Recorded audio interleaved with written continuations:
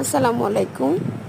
আমার ঘরের সামনে সিঁড়ির ওইখানে আমি 2টা গাছ লাগাইছি, ফুল গাছ। তো ফুল গাছগুলো বেশ সুন্দর হয়েছে, অনেক ফুল ফুটে। আজকেও স্কুলের 2জন বাচ্চা আসছে যে আম্মু ফুল দেন, ফুল দিয়ে নাকি ওরা স্কুলে নিয়ে যাবো, কী করবো জানি না। হাতে একটা কেকও দেখলাম, মনে হয় যে কোনো অনুষ্ঠান আছে, তো ওদের দিয়ে দিলাম। তো দেখেন একটা প্রজাপতি কি সুন্দর ফুলের মধ্যে বসেছিল, আর একদম ন্যাচারাল ফুলগুলো, এত সুন্দর, খুব সুন্দর ফুটে থাকে। দুপুরে হলে একটু বেশি হয়, আর বিকেল হলে ওরা একটু টইলা যায়, আবার পরের দিন সকালে ওরা সতেজ হয়। অনেক সুন্দর আর দেখতে অনেক ভালো লাগে।